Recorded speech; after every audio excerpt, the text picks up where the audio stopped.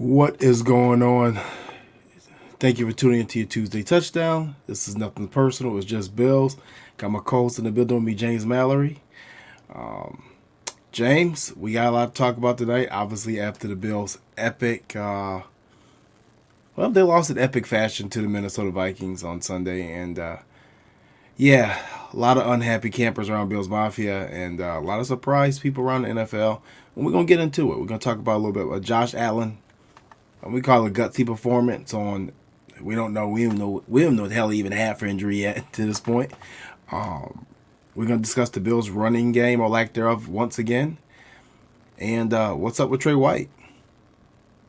So stay tuned. We'll be right back. We'll talk about it.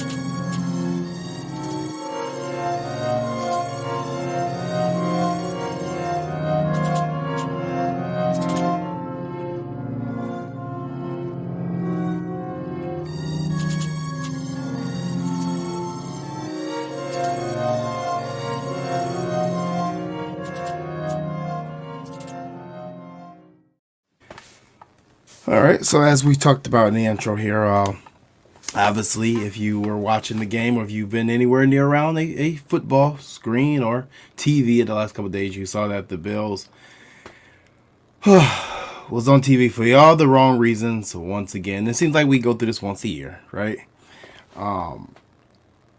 They end up blowing a 14-point lead to the Minnesota Vikings. And actually, when they, probably myself and everybody else across the country, and I think it had a 98.2% chance to win the game once they stopped Kirk Cousins on the 4th-and-goal quarterback sneak. They somehow managed to fumble the ball. The Vikings recover in the end zone. They take the lead. The Bills get the ball back with 37 seconds. Then magically march down the field, get in the field goal range, a la a drop pass by Gabe Davis that should have actually been reversed and should have been called incomplete. Either way, the Bills get the game in the overtime. The Vikings still win. And I mean that's just it in a nutshell. James. Man, I mean, it was just one of those days, man, where it's just like so many things went right, but so many things went wrong as well. It was just one of those games, JT, where it's like if we would have won the game, we praise him on finding a way to win, right? But we lost, so we critiqued that, right? So me, I look at things a little bit different.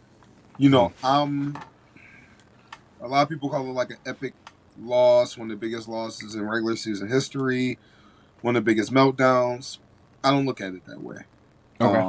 What do you got? I look at it as a meltdown, yes, but not one of the biggest ones in history. Now, Jacksonville, that was just last year. That one was just bad, right? Where there's just nothing good you can say about this. This one here, I think we could take a lot of pros out of this.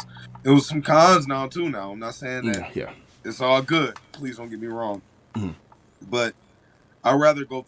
I want us to go through this because this builds character, right? This builds as a player. I understand the marathon of a regular season, right? Unfortunately, there's a lot of Bills Mafia who act like the Bills are supposed to go, 16-1. Wake up, y'all! They're going to lose another game after this one. Maybe two. They are they're not going to win the Super. It's not realistic. These other guys get paid to play professional football too, so they're not just going to come roll over. So, it's a lot of positive things we could take, but it was just very heartbreaking. It was very heartbreaking. I think a lot of it came down to undisciplined play. I think in the Yes, second, yes. I think that's what the main problem was his undisciplined play. It was sloppy. I think we finally saw the effect of not having three all pros that we're used to having in that secondary, and, Absolutely. and you knew at some point it was gonna hit. At some point, you don't get away all season with not having a Micah Hyde, not having a Jordan Poyer, not having Davis White. It's just not realistic. Like you always say, it's not realistic. You don't get away with that all season, Mhm. and it finally reared its ugly head. I'm not gonna lie, I was shocked about the Cam Lewis started strong safety, and I think I was more shocked at it because it's like, okay, you're taking a guy who really doesn't play this position, and you're putting him in, you're putting him there when you just traded for Dean Marlowe. And I mean, I would assume that it wouldn't take this much time to get him reacclimated to Buffalo system. He played here for 3 to 4 years. You can't put Jaquan Johnson back on the field anymore. So if anybody is wondering how we got to this Cam Lewis starting at strong safety move, and I said it last week, is because Jaquan Johnson played so damn horribly in the games that he played. And I was very disappointed because I was very high on him.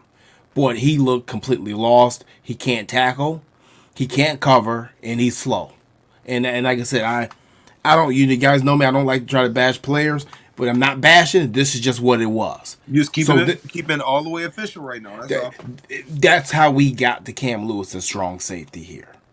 On top of lack of that, and like I said, once we go back, I have to go back to the preseason with possibly maybe we should have held on to Nick McLeod, like you said. I mean, you know how I was pounding the table for keeping him. I Yeah, was, man. I just thought it was dumb. I thought we should have kept him and cut Cam Lewis. I thought it should yeah. have been the other way around. Because I think Cam Lewis would have slid through the cracks and wouldn't have been able to sneak him onto the practice squad. I just knew Nick McLeod was too valuable, and he brought a dynamic of the secondary that we didn't have at that time, and that's just that versatility and that speed he has. He plays really, really fast. So Right. But I don't want to get too far off topic, right? So let's just get started with this. The Bills' offense. Defense is playing spectacular in the first half. We caused 2 turnovers in the first half. Josh Allen he's managing through. He's managing through the elbow. He's managing through the arm. We're playing very smart football at this point in time. We go into half. I think we go into half with 24-10, was it? That we went into halftime? And we're looking strong, right? We're running the football. Devin Singletary has 2 touchdowns. And then we come out after halftime. And something happened. And honestly, I'll be honest with you, what really happened, and this goes out to all you Tremaine Edmonds doubters, to your Tremaine Edmonds haters, and I'm not saying he's Roquan Smith. We've never said he was the best linebacker in the league. We've continually said, me and my partner right here have continually said, he's not an elite linebacker, but he's a good to great linebacker, and he's a top 10. And you saw the impact for maybe the first time that we really, really, really felt it with him not being there in that second half, because that right there was your big swing. you got to pay him. Mm-hmm. You got to pay him. And that showed, just his impact of being able to fly around, just being sideline to sideline, man. And then you got to realize when you drop back and you got a 6'5" dude and sitting in the middle of the field who can run, that changes a lot for offense. Man, it's just he showed his value, man, and all these people that talk that nonsense about him, Mm-hmm. that dude can play, man, and he showed how valuable he is to his defense. Yeah, no, I think we saw it, and I think too, like I said, Cover One released a very good film on him as far as what he did in that game every play, and his coverage is gotten a lot better this season. And if you go get a chance, go catch that on Twitter. It was a very good video. We lost a man in the middle that held everything together with the young kids in the back, and once he went out, all hell broke loose. Let's be honest, all hell broke loose. And like I said, I love Matt Milano, but Matt Milano is an outside linebacker. Mm-hmm. He doesn't control the middle of the field. He does not make the defensive calls. And First of all, those two guys they work together. I like, and this is cliche, but they're Edmonds and Milano are peanut butter and jelly. Yeah, One, yeah. one does not work without the other. They work And really, really well together. I need people to understand that. You know what I mean? That's how they roll. They work together. And what you take one out, the other one is not as productive. And we've seen this time and time again. So either way, Edmonds goes out. The defense completely goes to hell. Justin Jefferson, and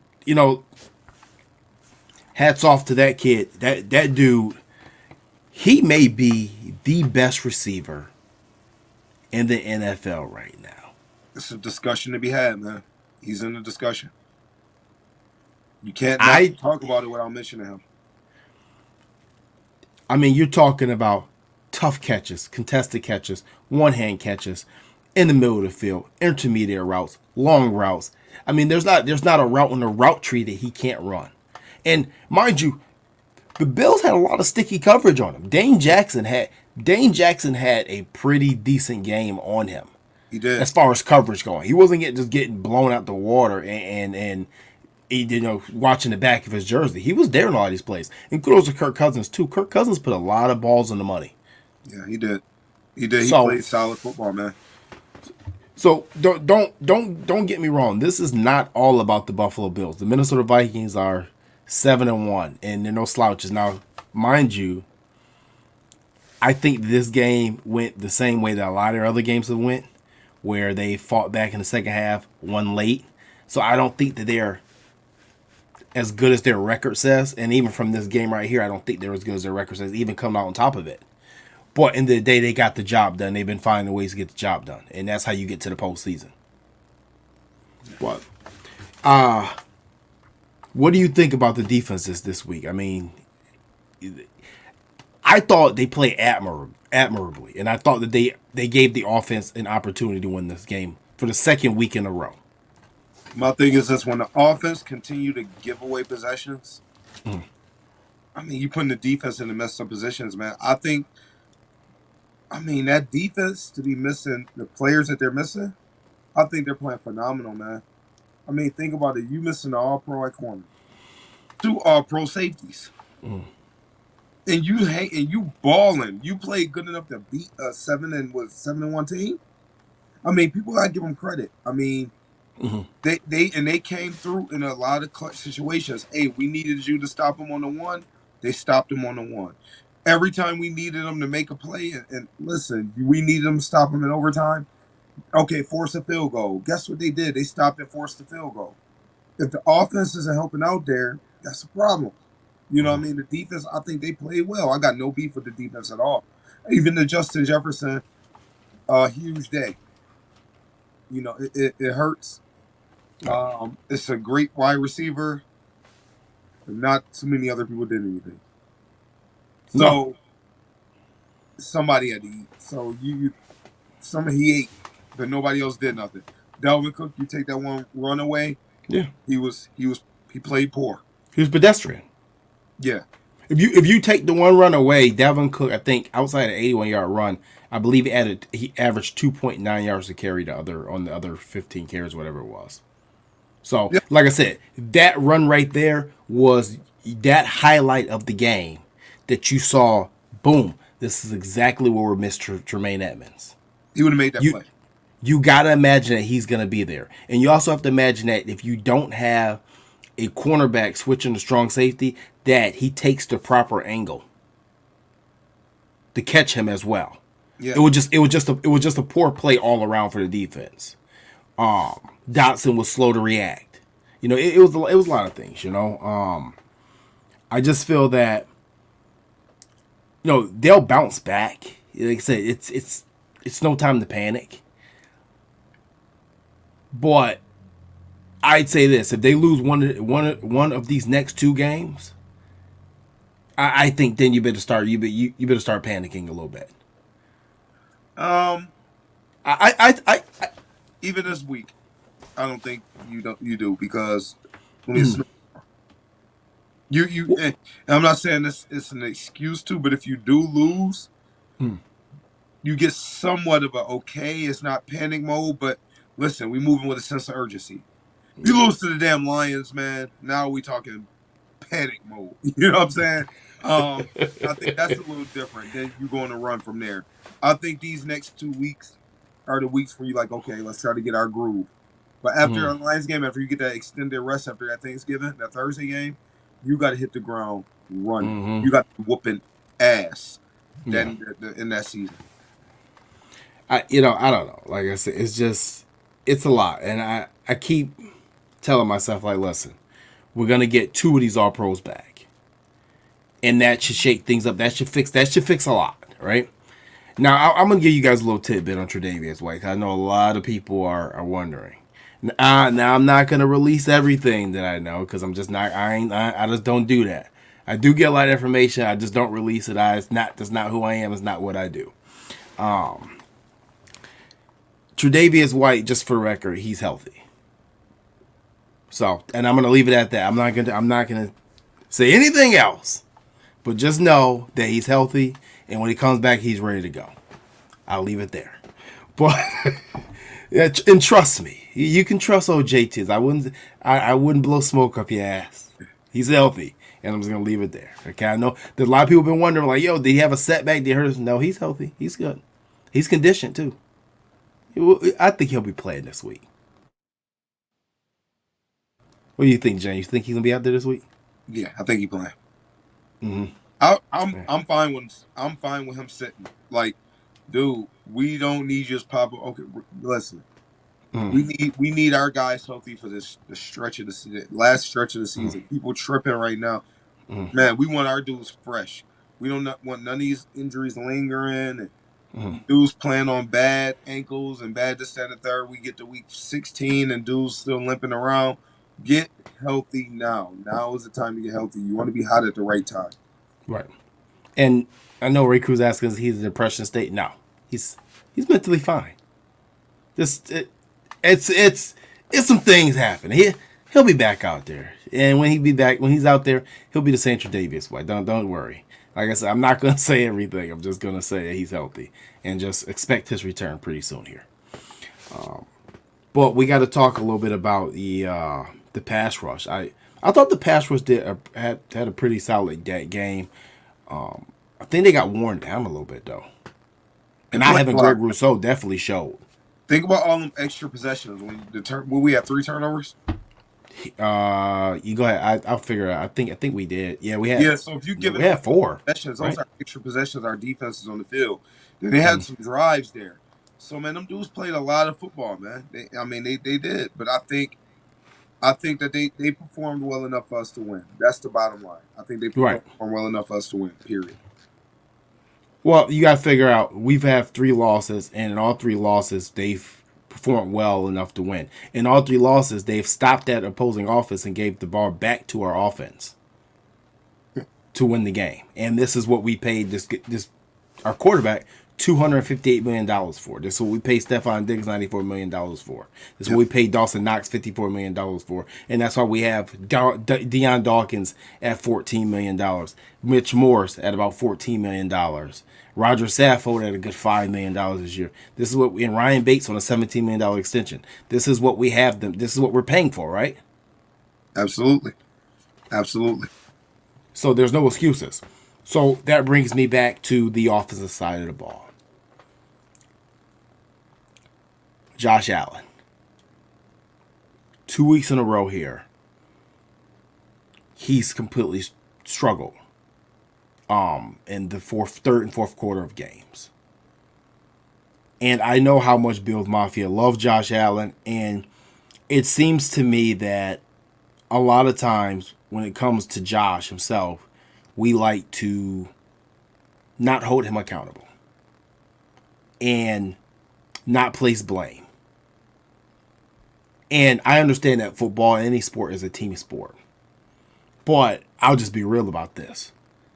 Josh Allen's performance in the third and fourth quarter of the last 2 games is probably 80% of the reason of why you have lost these 2 games. 100. I wouldn't be being fair to the rest of this team if I didn't hold him accountable. And I'm wrong. I don't think Josh doesn't make excuses. He holds himself accountable. He probably holds himself accountable before anybody else can.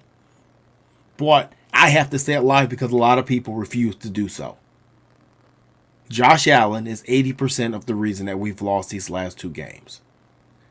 And I think the biggest problem is we've built our whole identity and our team completely around him. Where if he struggles and he doesn't go, we can't go. And that may be the biggest problem that we have moving forward. And that's something down the line that we have to change. Yeah, I mean that's what happens when you have a franchise quarterback. You're supposed to do that. You live and die with it. You got to build around your franchise quarterback. If you don't, you're failing that guy. Which, if we didn't build around him, we would be failing him. I think we did right by him. But the thing, what sucks about that is, if he is struggling, he's going through somewhat of a slump or whatever it is. You got to sit. That got to sit on your shoulders, homie. You know what I'm saying? And that's what's happening right now. It's sitting on him. He can't turn the ball over the way he is. He has to get back. We know he's gonna be fine. Like I said, I think he's the best quarterback in Bills history. That's just what it is. But there's guys around him who aren't playing championship and winning football either. So that doesn't help. You know what I'm saying? So, your third, fourth guys got to step their game up, and you got to help him out. So that's what it is. We have a question here, and I actually want to get to this. You're right, Hector. Hector wants to say, can someone explain to me why Cam Lewis was trying for interception on 4th and 18? What was his logic? Do coaches not go over awareness? There is no upside to the interception in the past, which helped Justin Jefferson catch it. No one's going to talk about it. No, we can talk about it. I mean, I think you pretty much explained it all yourself in your question. Listen, I respect Cam Lewis. He's a hustler. He's grinded his way to NFL. He's grinded his way to keep himself a job in the NFL. But once again, it was a boneheaded play. They teach you in Little League. You knock that down. It's easy to say that when you're not on the field and you're not caught up in that moment as well.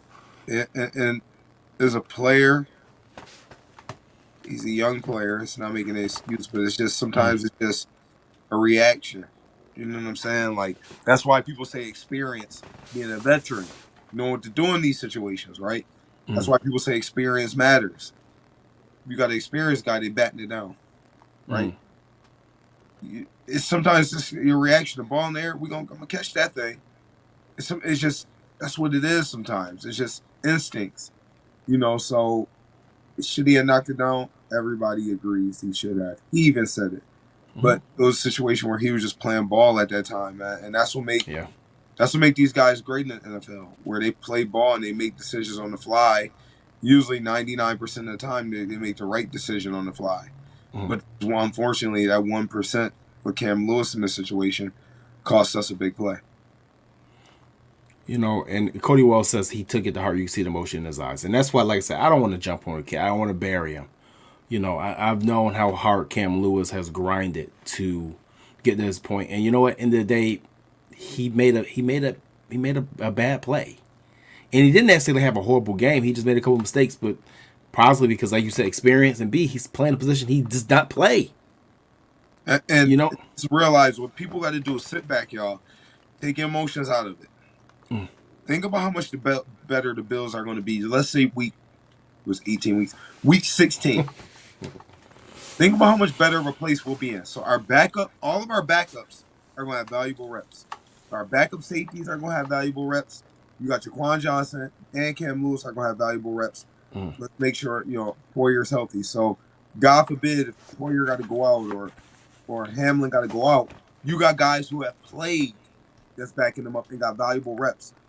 That fall off isn't going to be so significant anymore. In the past, if Poyer or Hyde would have went down week 16 because we were so dependent on them, we would have been screwed, like real bad. We didn't know what Hamlin can do, right? Then you look at the cornerback position, Tre White, right?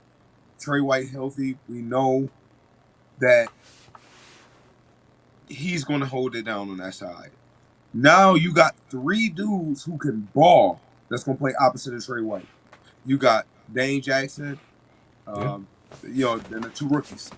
Those three have started and played significant amount of time this season. So you got so much experience and just so many valuable reps that have been played with these guys. This team is going to be so much better. So many people, they so short sighted. They think it's so now and win this game, win this game. Yo, come on, man, come on. And why you think Von Miller has won Super Bowls? He ain't tripping. He know what it's about, right? So you want to be healthy at the right time, and you want them reps. Then you look at even Dotson. He's gotten some valuable reps this year. The whole D line, all of them, balling.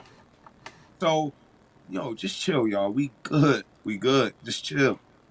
Right. And like I said, I don't even think it's the reps are definitely invaluable, and obviously you're going to add a D Marlowe to that. And I know Ray Krusky's bringing up Xavier Rhodes. Now, I think a lot of fans want to see Xavier Rhodes thrown in, but I think we have to take into account, right? The day he got here, he got hurt the day after he got here. So that means he hasn't practiced with this team at all, pretty much. Yeah. So practice squad IR.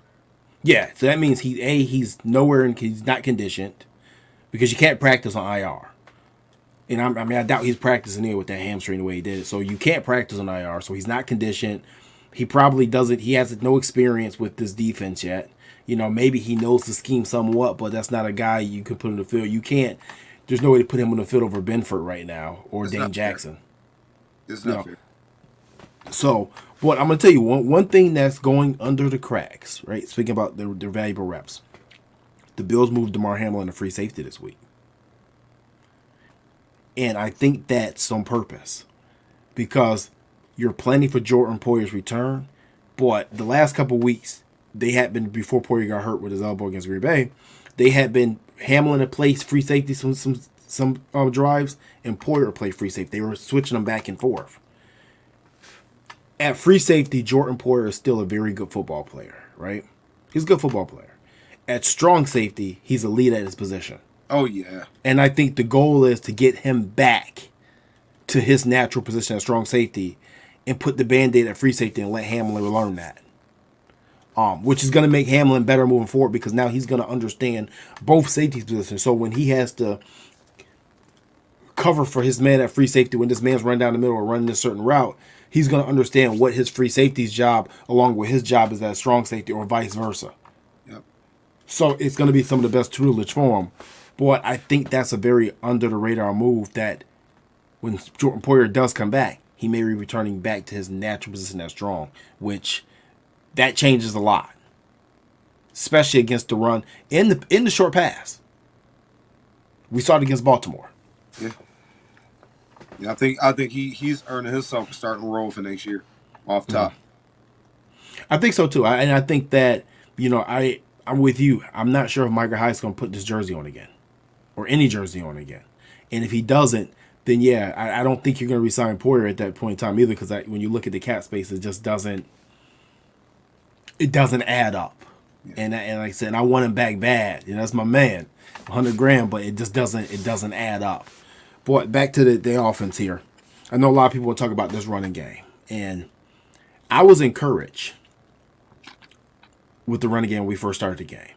Devin's getting the ball. He gets 2 early touchdowns. James Cook looks good. He's getting about 4 yards to carry. And then the fumble happens with Devin. And to me, it seems that we look for any reason possible, any certain mistake for our running to just go completely away from the running game. And then happened again. Even in the game where all week it seemed like Josh Allen's elbow was ready just to fall off the bone, right? His elbow was just going to fall off. We don't know if he's out for season. We don't know if he needs Tommy John surgery. We don't know if what's the severity. Oh, he's not practicing this week. We gotta wait till the swelling goes down. And somehow, some way, even with his arm bandaged like Munster, cheese or something like this,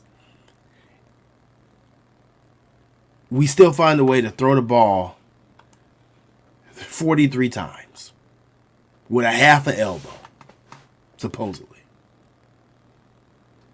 That's a flaw. And a very big damn flaw.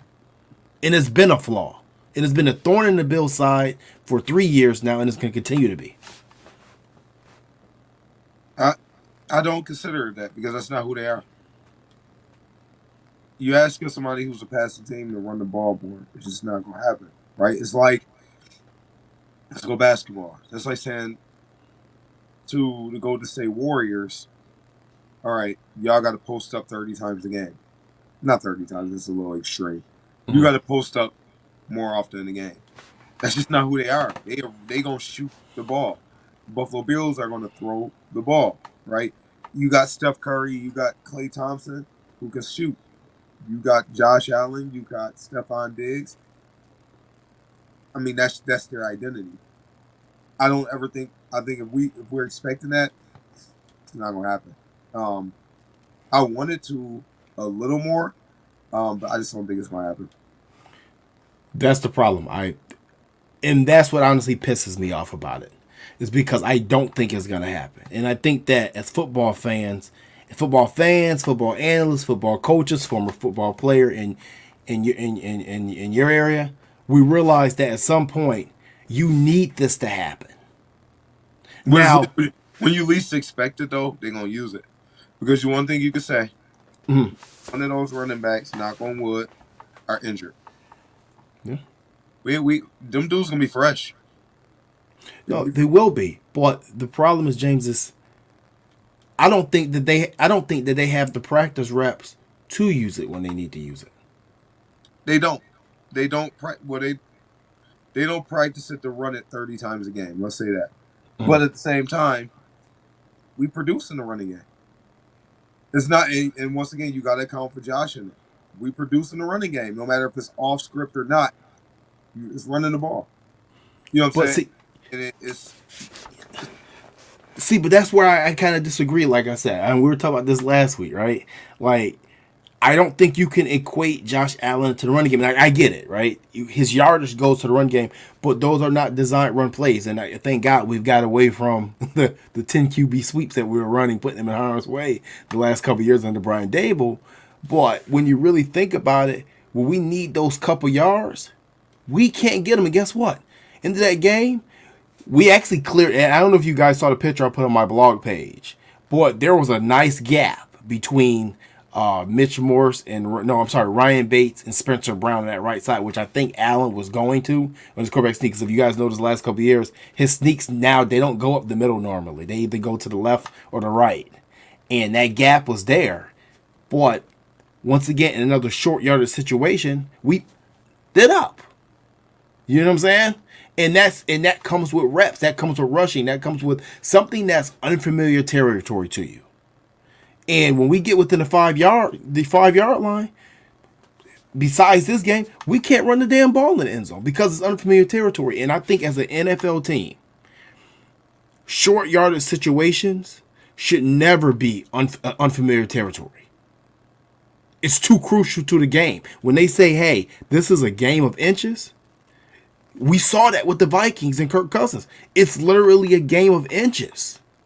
And when we need an inch or a yard, I'm not confident we can get it.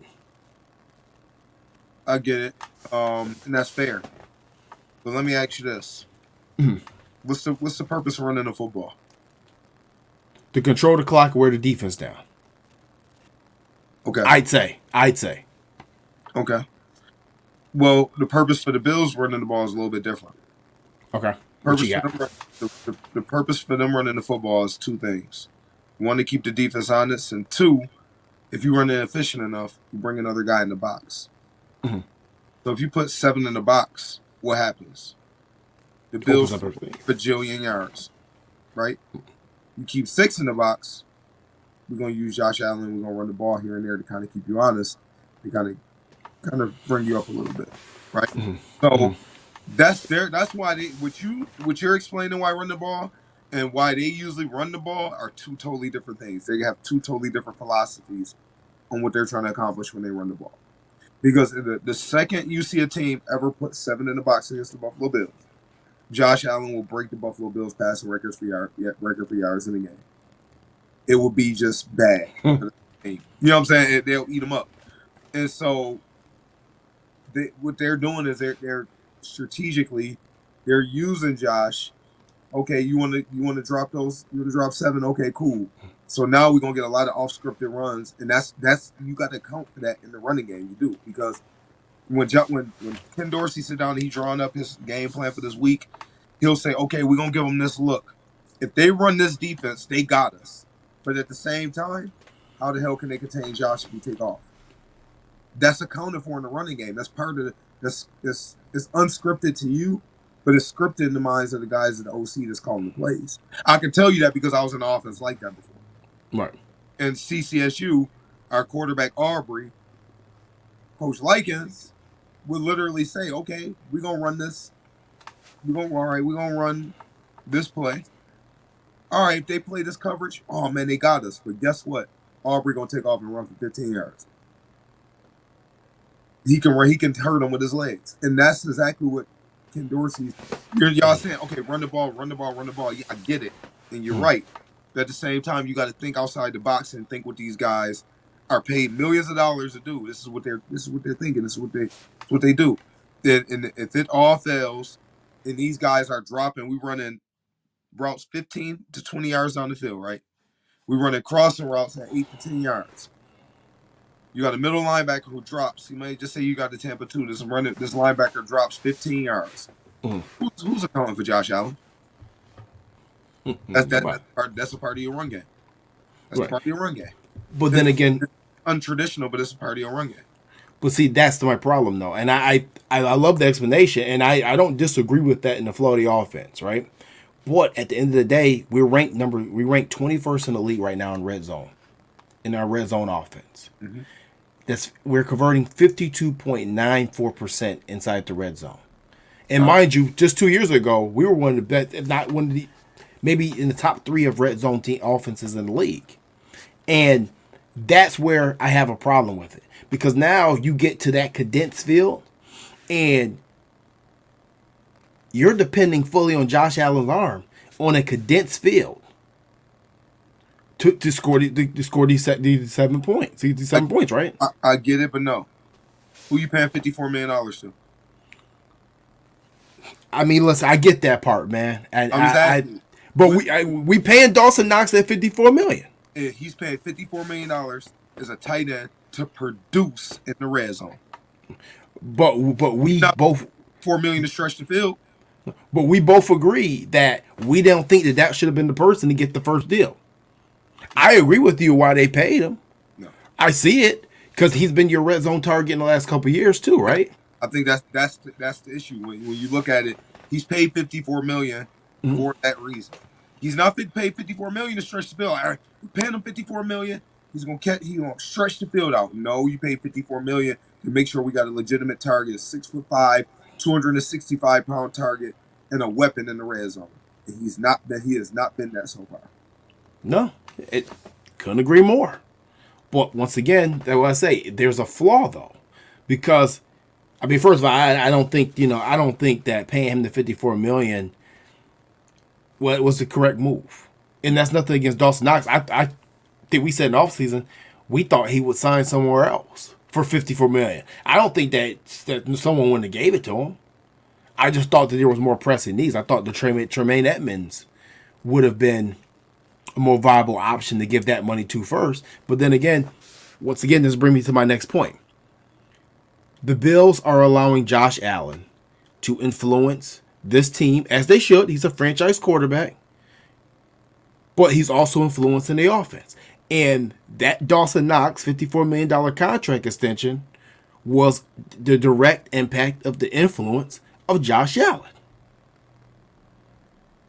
Because logically, when you have Ed Oliver coming up, when you have Tremaine Edmonds coming up, when you have Jordan Poyer on the board, and you've already allocated that money to Mitch Morse, you've already allocated that money to Stephon Diggs, you've already allocated that money to Ryan Bates and Deion Dawkins, and the more money to Roger Saffold, it really logically didn't make any sense. And not to say that any of those other guys were going to get the extension, but if you didn't want to give those other guys an extension, then you shouldn't have gave anybody one yet. You should have just waited.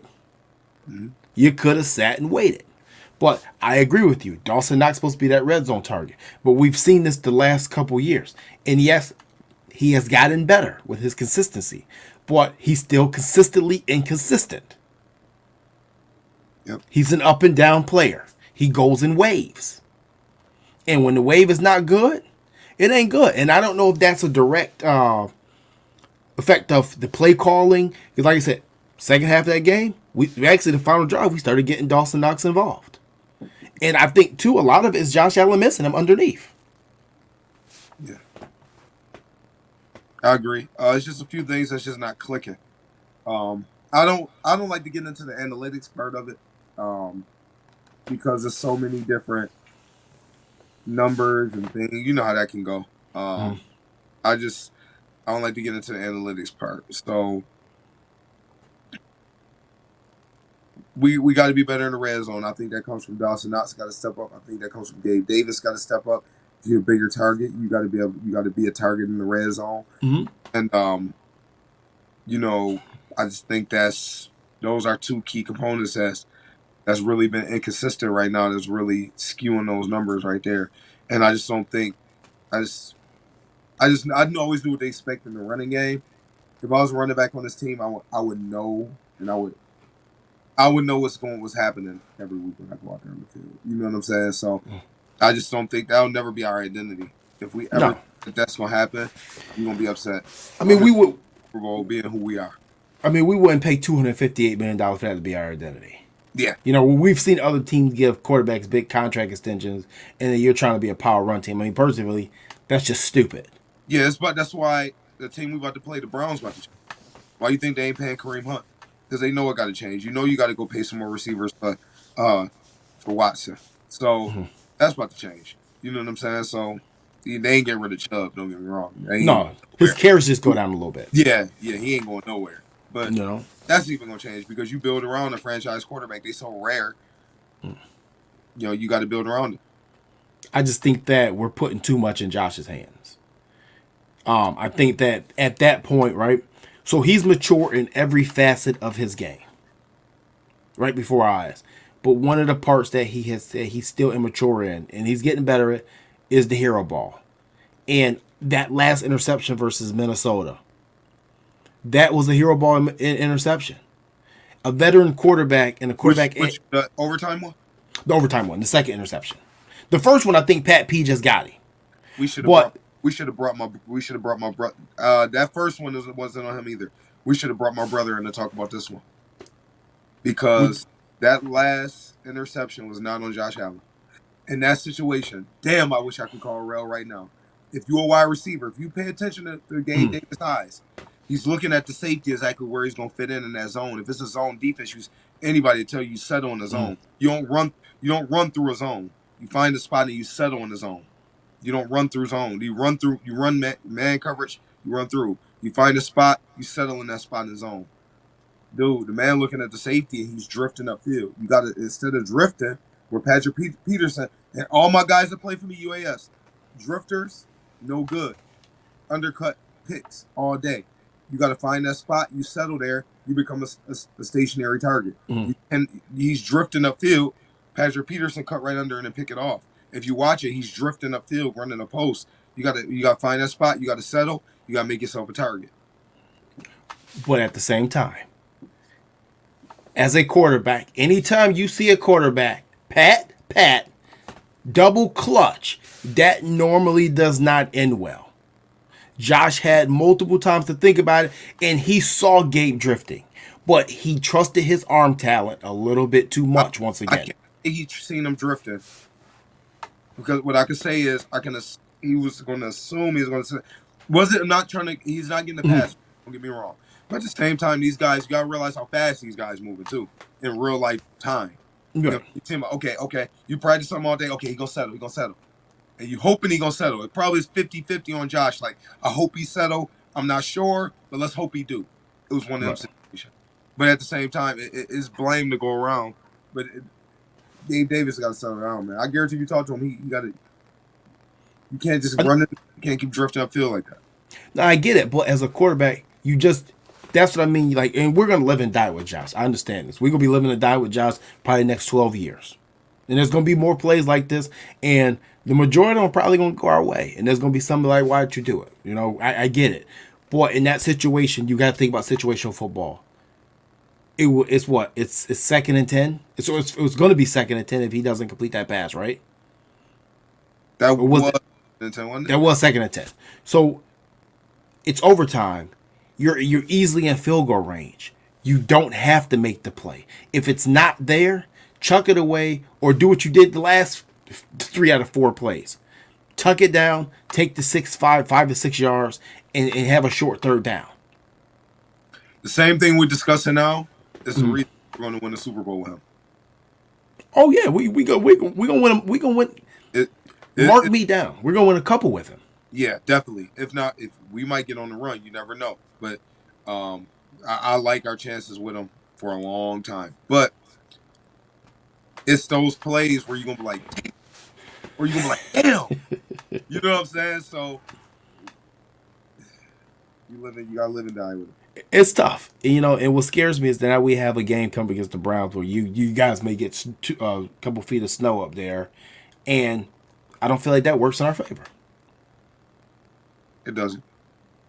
And this is what I talk about, the unfamiliarity about a run game. And I know we were sitting on, I don't know, it was last week we were sitting on the show talking about if the Bills didn't win the AFC East and they didn't have a home playoff game. I'm like, doesn't really bother me. Hell, I'd rather play the Dolphins in Miami in a playoff game anyway. Mm-hmm. Because you don't know what the weather is going to be in Buffalo, and you may get a game like this that doesn't work, completely works against us. I think the Bills gonna whoop their behind, to be honest with you, but we'll see.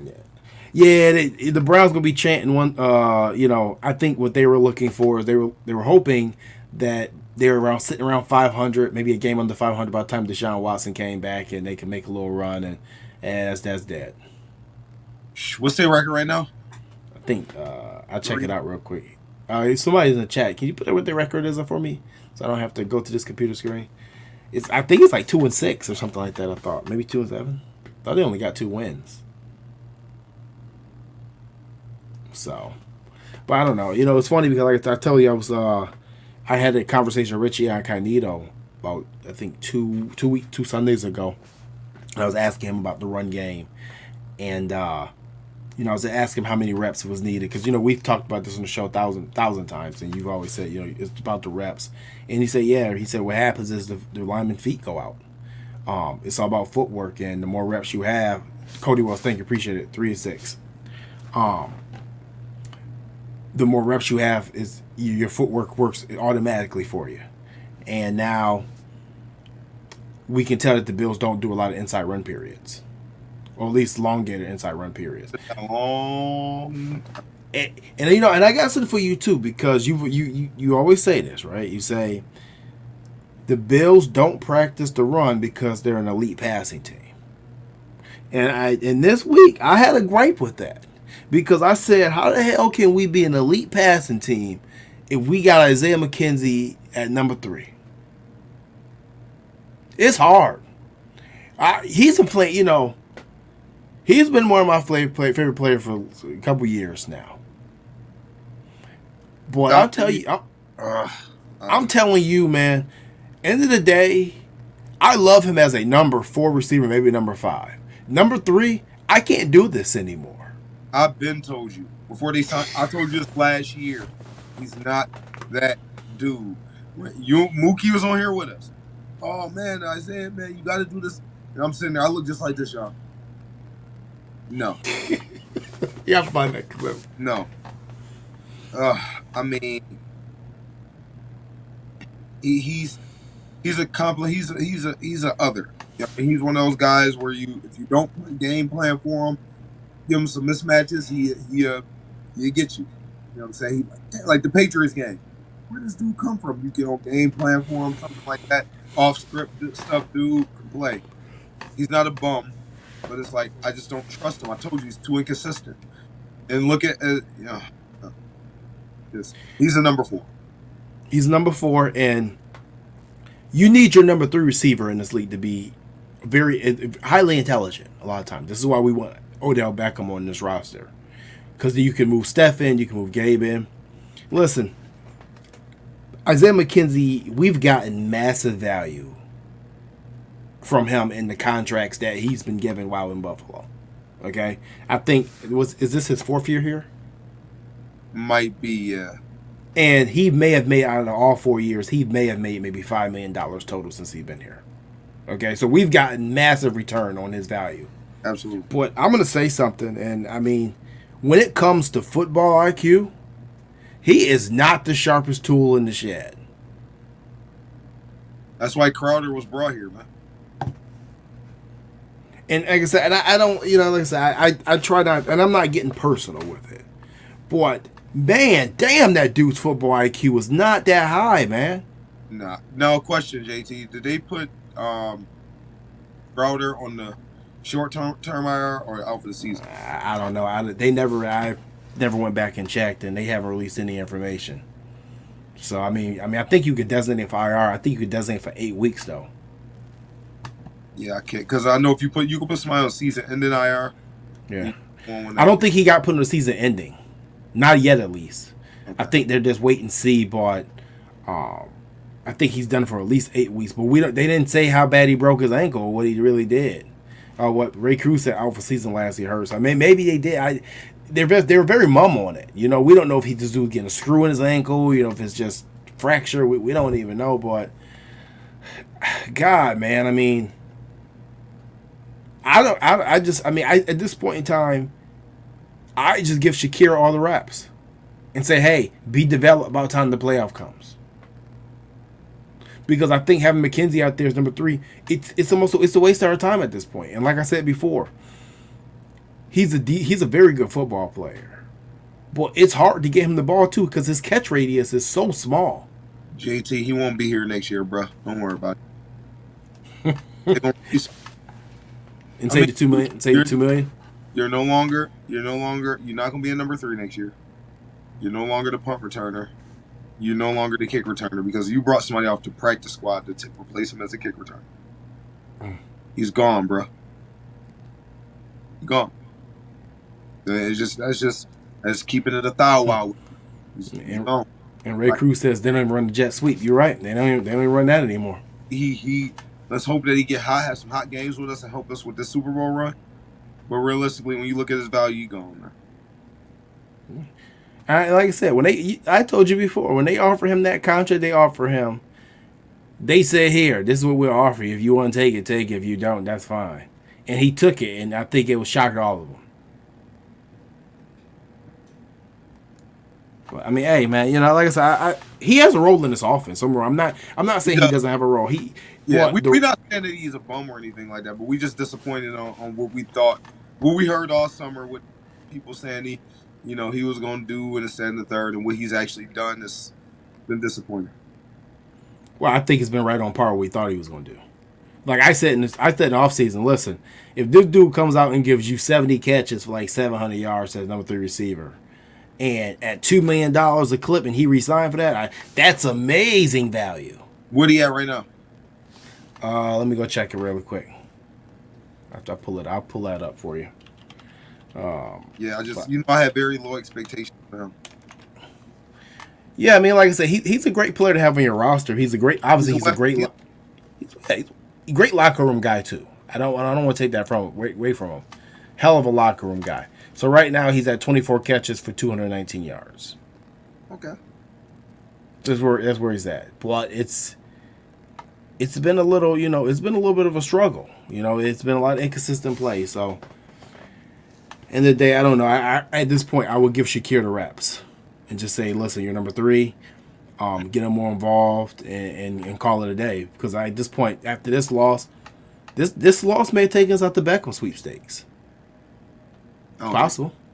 I don't think he's coming here anyway. I don't think so either. I thought he was going to Dallas and 49ers, and I think both of those teams are better fits for him personally. I think we were being used as leverage.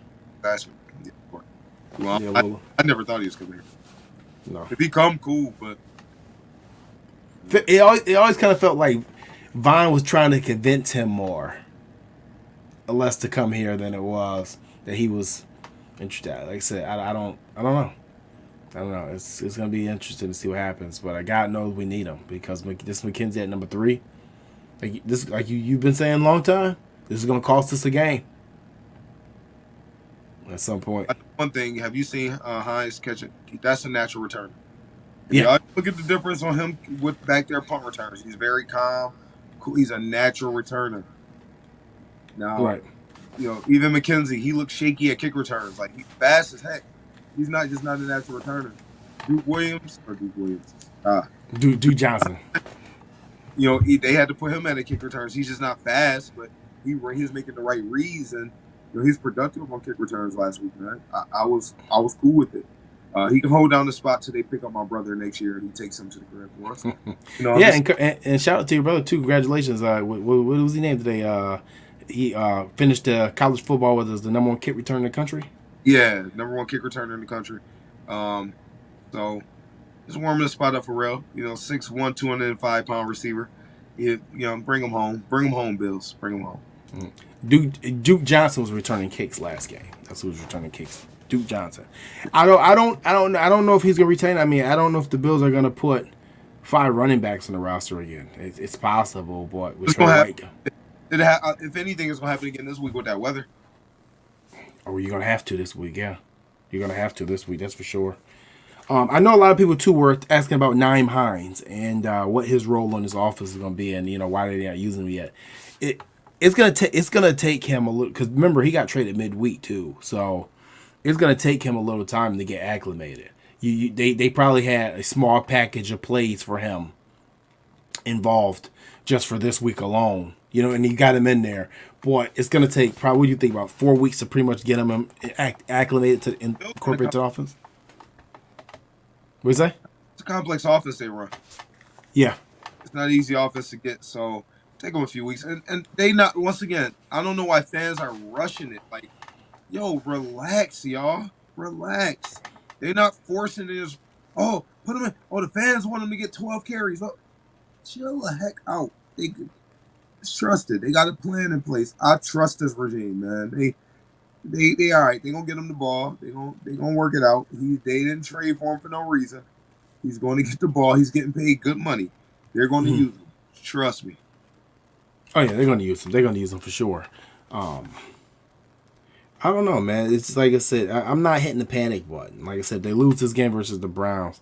Yeah, I'm gonna feel a little uneasy. I'm not gonna lie. Because I think this is a team that these next 2 games are teams they should win. Actually, next week I think we got the Patriots. Are the Patriots right after the Lions? Like, these are 3 games that we should win.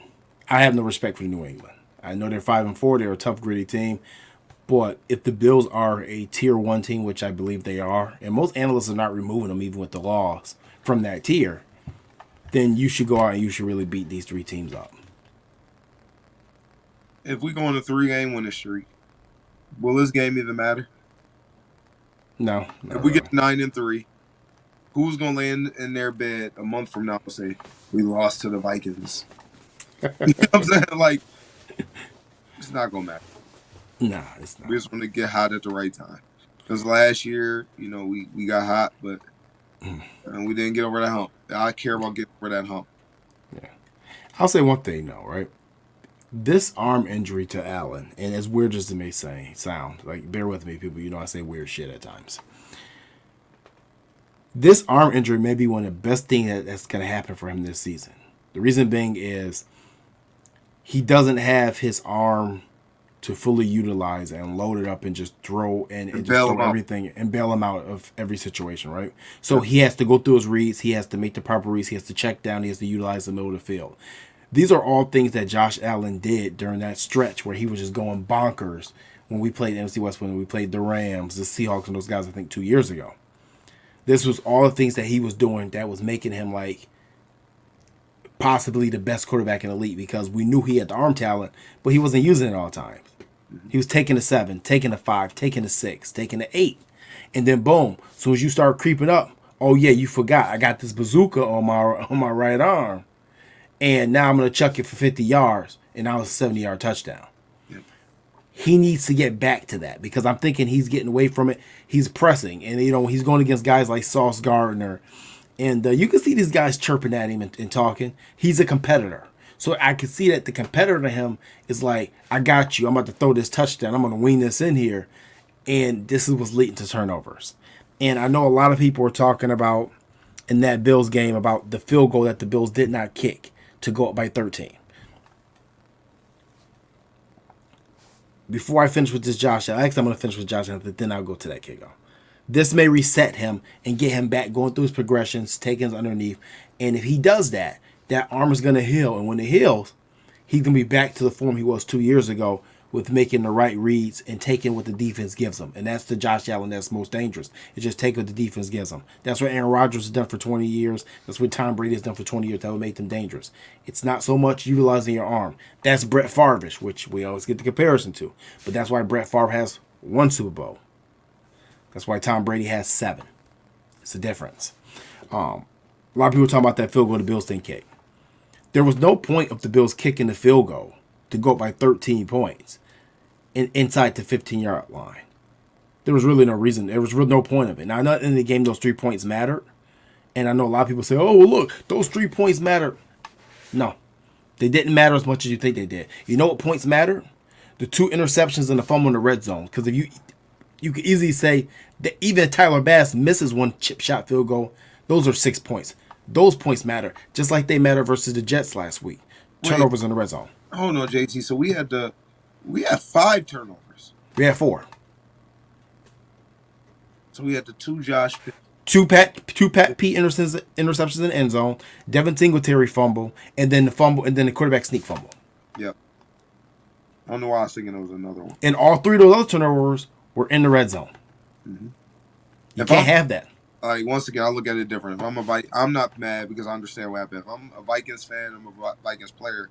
I'm saying, OSHIT, we had all these opportunities and we barely won. Oh, the Vikings ain't saying that. They just riding the wave. They just happy to be winning. They don't care. They gonna get to the playoffs and get bounced out, man.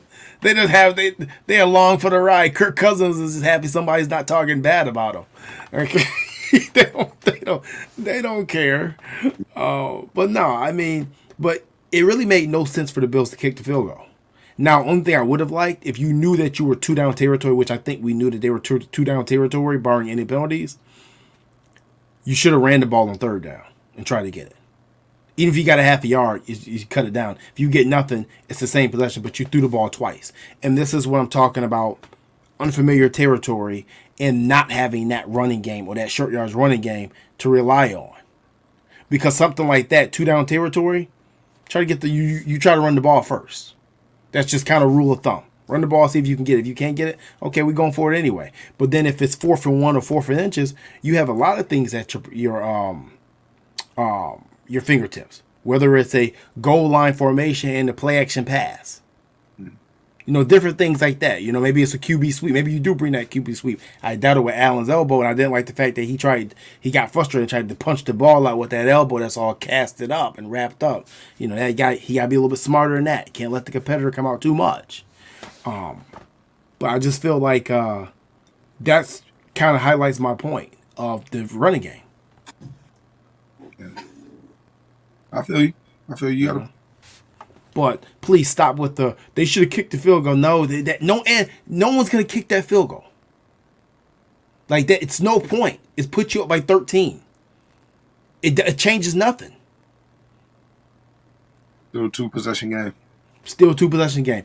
If you get the touchdown there, you make it a 3-possession game. This game is over. We're not even having this conversation. This title is not Bills lose the epic fashion the Vikings.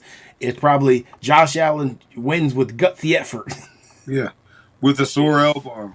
Yeah, okay? So stop. There was no reason for it. And like I said, me and James, we don't do analytics like that. But in that case, that's just kind of, to me, common sense and analytics say to go for it. So, and you have Josh Allen. It's 2 yards, right?